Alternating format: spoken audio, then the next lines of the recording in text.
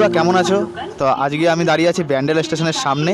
আর এখান থেকে যাব আমি বিখ্যাত কথাশিল্পী শরৎচন্দ্র চট্টোপাধ্যায়ের জন্মভিটায়, যেটা আছে এখান থেকে খুব কাছাকাছি। ব্যান্ডেল স্টেশন থেকে অটো নিয়েই কিন্তু তোমরা খুব সহজেই চলে যেতে পারবে তার জন্মভিটায়।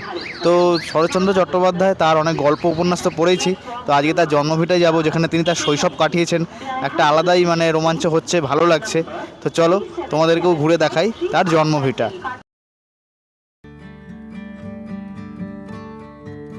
তো এই ব্যান্ডেল স্টেশন থেকে বেরিয়ে এদিকে ডান দিকে গেলে টোটো পেয়ে যাবে দেবানন্দপুর যাওয়ার। ভাড়া নেবে 20 টাকা করে।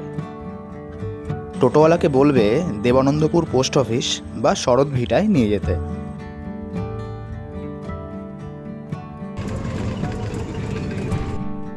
তো টোটোওয়ালা আমাদের এখানে নামিয়ে দিল।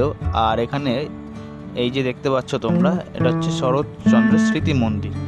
তবে আমরা প্রথমে যাব তার জন্মভিটায়।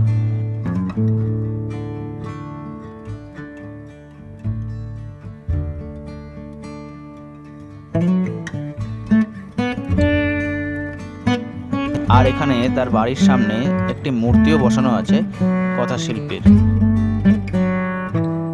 ইংরেজি 1876 সালের শরতের একটি দিনে এই বাড়িতেই জন্মেছিলেন এই অমর কথাশিল্পী। শৈশবের প্রায় 8টি বছর এই বাড়িতেই কাটিয়েছিলেন শরৎচন্দ্র চট্টোপাধ্যায়। শ্রীকান্ত প্রথম পর্ব, মেজদিদি ও অন্যান্য বিভিন্ন গল্প উপন্যাসে এই দেবানন্দপুরের ছাপ রেখে গিয়েছেন তিনি। এবার আমরা প্রবেশ করব শরৎচন্দ্র স্মৃতি মন্দিরে। তো এদিকে সামনের গেটটা বন্ধ থাকে, তো তোমরা এদিক থেকে এসে এই রাস্তা দিয়ে একটু এগিয়ে গিয়ে কিন্তু ডান হাতে গেট পেয়ে যাবে। তো এটি কিন্তু একটি লাইব্রেরি ও মিউজিয়াম। তো এখানে দেখো, ঢোকার মুখে ডান দিকে বিজ্ঞপ্তিতে বলা আছে কখন খোলা থাকে না থাকে। তো চলো এবার ভেতরে ঢোকা যাক।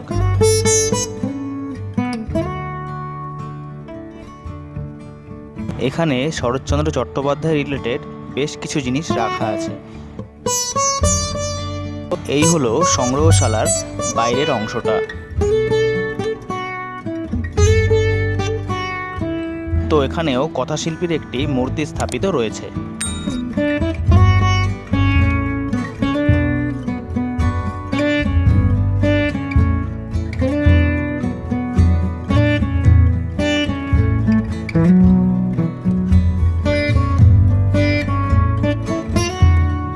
সংগ্রহশালার ভেতরে ঢুকেই সামনে এখানে তারাশঙ্কর বন্দ্যোপাধ্যায়, তারপরে বিভূতিভূষণ বন্দ্যোপাধ্যায়, এদের ছবি রয়েছে।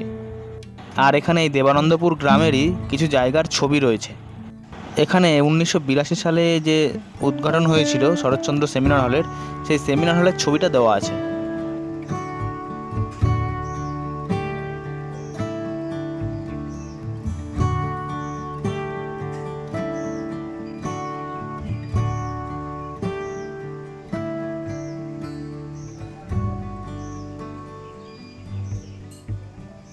মেজদিদি গল্পে বর্ণিত বিশালাক্ষী মন্দির। এবার ঢুকলাম এই ঘরটিতে। এখানে শরৎচন্দ্রের জীবনের বিভিন্ন অধ্যায় মডেলের মাধ্যমে তুলে ধরা হয়েছে।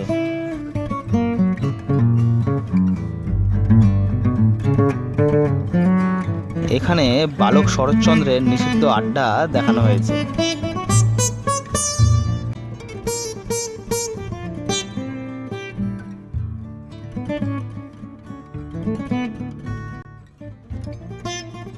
এটা দেখে শ্রীকান্ত উপন্যাসের কথা মনে পড়ে গেল। আর সেই উপন্যাসের রাজলক্ষ্মী যে সত্যি শরৎচন্দ্রের জীবনেও ছিল, তার প্রমাণ এটি।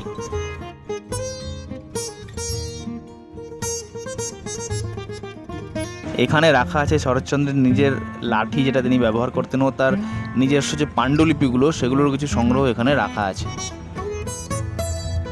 এটা শ্রীকান্ত উপন্যাসের পাণ্ডুলিপি, তার নিজের হাতের লেখা।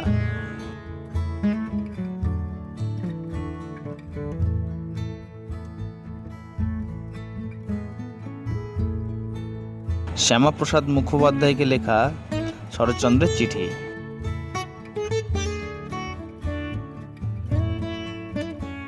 আর এই তাঁর আরাম কেদারা। আর ওনার সাহিত্যে বর্ণিত হুগলি জেলার বিভিন্ন স্থানের কথা এখানে দেওয়া আছে, যেমন রাজহাট, ত্রিবেণী, পান্ডুয়া, এরকম আরও অনেক জায়গা। আর বর্ণিত আছে শরৎ সাহিত্যে বর্ণিত দেবানন্দপুরের কিছু জায়গার কথা।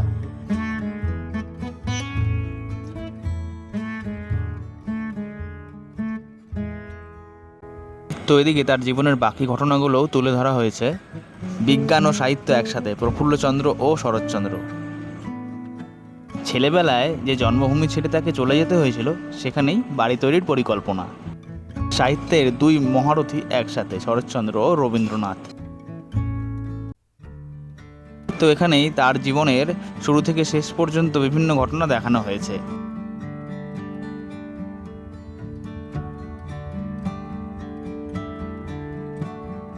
এখানে শরৎচন্দ্রের বিভিন্ন লেখালেখি রাখা রয়েছে, আর এই ঘরটিতে তার বিভিন্ন উদ্ধৃতি রাখা রয়েছে। এখানে পথের দাবি উপন্যাস নিয়ে তার রবীন্দ্রনাথের যে মতের পার্থক্য, সেটা নিয়ে চিঠি তুলে ধরা হয়েছে। বন্ধুরা, এখানে শরৎ স্মৃতি পাঠাগারে বা শরৎ স্মৃতি মন্দিরে এখানে ঘুরে কিন্তু বেশ ভালোই লাগলো, কিছুটা সময় কাটালাম।